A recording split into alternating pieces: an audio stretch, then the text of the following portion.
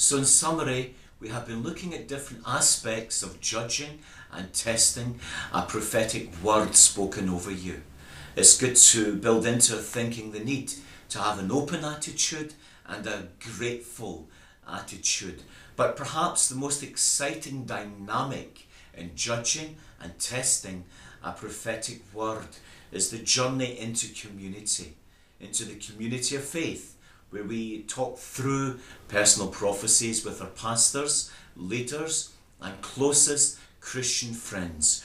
A journey into prophetic fulfillment, for ultimately a prophetic word is proven to be true and accurate when it comes to pass in our lives. I'm grateful to the New Testament prophets in the USA that prophesied my own calling over 10 years. Several words given over 10 years that foretold this calling that I have been serving the Lord in over the last 16 years. It's a reference point, it's a foundation in my life. But do you know what? All of the above was worked through in community, in learning communities, in relationship communities, and yes, even the battlefield.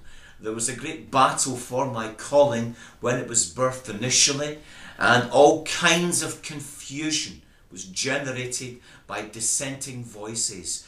And I discovered that the prophetic word is also valid on the battlefield too, where the Lord vindicates his word, where the word spoken, it becomes something in the battlefield that enables you and I to survive the battlefield and to go on into long-term calling as the word of God underlines and outlines and prepares and equips you and I for. The word of the Lord is a training word and an equipping word.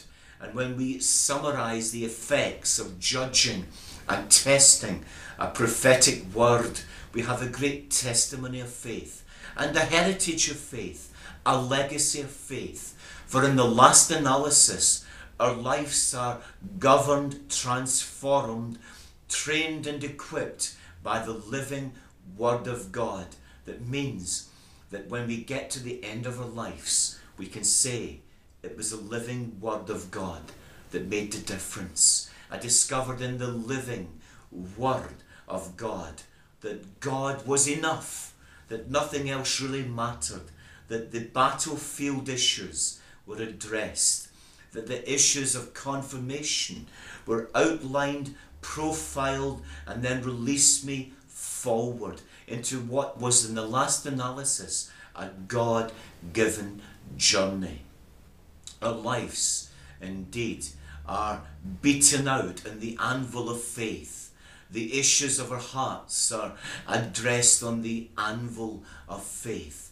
And it's often the prophetic word that leads us onto the anvil of faith, that we can be real deal people, especially where the prophetic is referenced, especially where the prophetic is going to be a big part of our journey forward.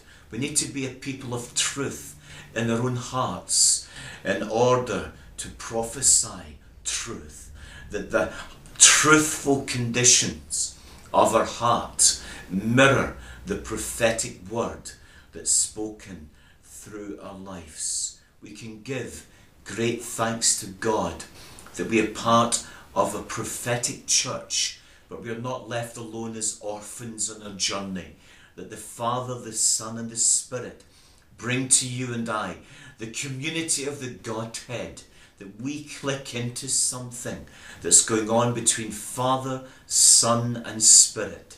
Can you think of a better place to either prophesy out of or be a recipient of prophetic words coming from a believer that's tapped into that awesome fellowship that's been going on from eternity past between Father, Son and Spirit, that the word of the Lord in our lives is faithful and true. Thank you for being part of this series of messages. I trust that you're further trained and equipped to be a prophetic person, to be a prophetic saint in the shifting sands of new millennium living. The Lord bless you, and thank you for giving me this time.